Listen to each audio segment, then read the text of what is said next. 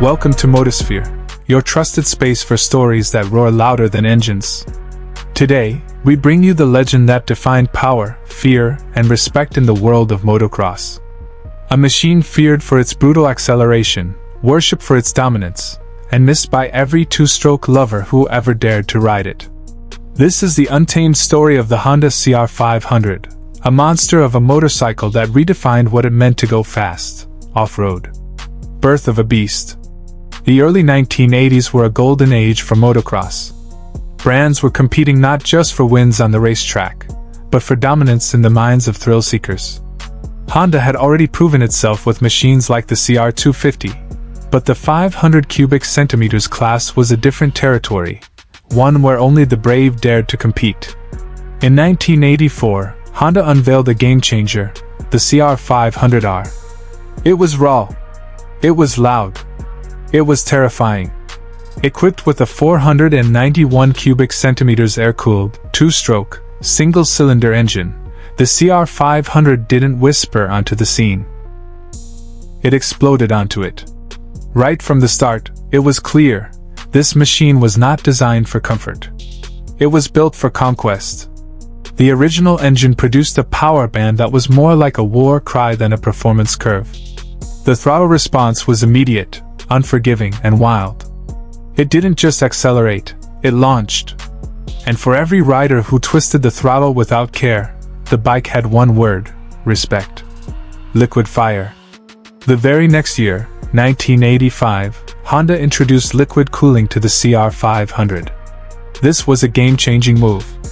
It allowed for better thermal management, greater performance consistency, and a slightly more refined riding experience, though refined is a relative term when talking about the CR500.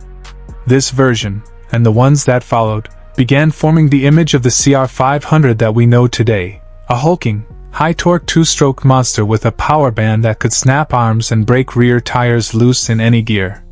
The engine produced nearly 60 horsepower. An insane figure for a dirt bike, especially one that weighed under 250 pounds. Combine that with an aggressive clutch, tall gearing, and minimal electronics, and you had a machine that was pure mechanical chaos. Even seasoned riders admitted, the CR500 wasn't a bike you rode for fun. It was a bike you rode to test yourself. Dominating the world. In racing, the CR500 found its natural home. On motocross tracks across America and Europe, it gained a reputation for being brutally fast in straight lines and explosive out of corners. In the desert? It was practically unbeatable. Races like the Baja 500 and Baja 1000 saw CR500s eating up miles of brutal terrain with ease. Its massive torque and ability to stay cool under punishing heat made it a favorite among long-distance racers. Hill climbs, too, became CR500 territory. Riders who needed instant grunt to charge up a 60-degree incline often chose the CR500.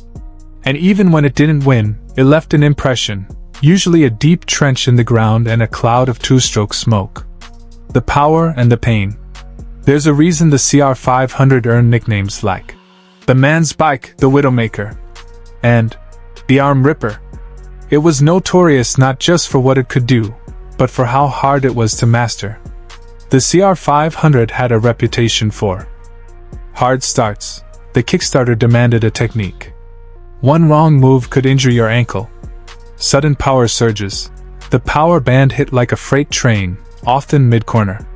Violent wheelies. Many beginner riders ended up on their backs with the front wheel in the air. Vibrations. Enough to numb your hands on long rides. This was not a forgiving motorcycle. But that's also what made it iconic. It wasn't for everyone. It was for the riders who wanted a challenge. The ones who craved danger. The ones who weren't afraid to be thrown around, tossed off, and get back up again. The end of the roar. As the 1990s came to a close, things began to change. The motocross industry was evolving. Four-strokes were becoming more refined.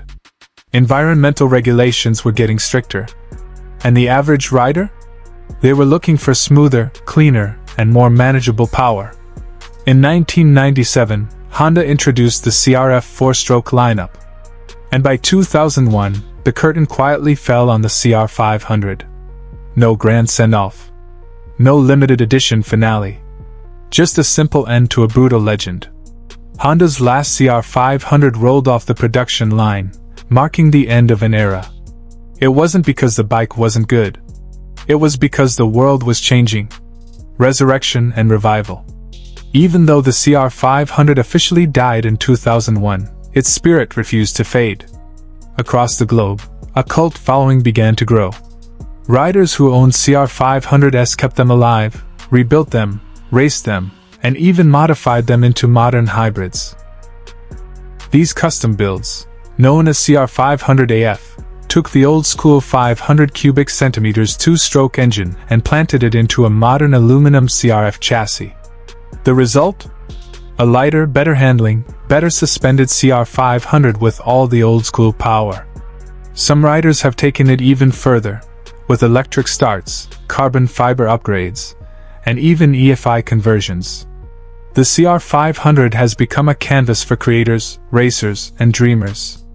And in underground racing circles, the bike is still feared. Still respected. Still undefeated when it comes to sheer, raw torque. The legend lives on. Why does the Honda CR500 still matter? It's not just nostalgia. It's not just noise. It's because the CR500 represents something motorcycles have lost over the years. A sense of danger, a sense of challenge, and the unfiltered connection between man and machine. There were no ride modes. No traction control. No launch assist. Just you, the throttle, and a two-stroke engine screaming its lungs out. Riding a CR500 wasn't about performance charts or lap times. It was about surviving. About holding on. About feeling alive. And for that reason, the CR500 has become more than a motorcycle. It's a myth. A rite of passage. A mechanical war cry. At Motosphere, we don't just celebrate bikes. We celebrate what they mean, the culture, the challenge, the stories that echo long after the engines go quiet. The Honda CR500 is not just a machine. It's a chapter of motorcycle history written in two-stroke smoke and dirt. A story that refuses to fade. And a reminder that sometimes, the wildest rides are the ones that leave scars. If you've ever had the chance to ride a CR500, then you know, it's not something you forget. And if you haven't, maybe one day, you'll hear the roar and answer the call. This was Motosphere. Thank you for tuning into this deep dive into one of the greatest legends in off-road history. Don't forget to subscribe for more stories of passion, power, and the machines that changed everything. Until next time, ride hard, ride free.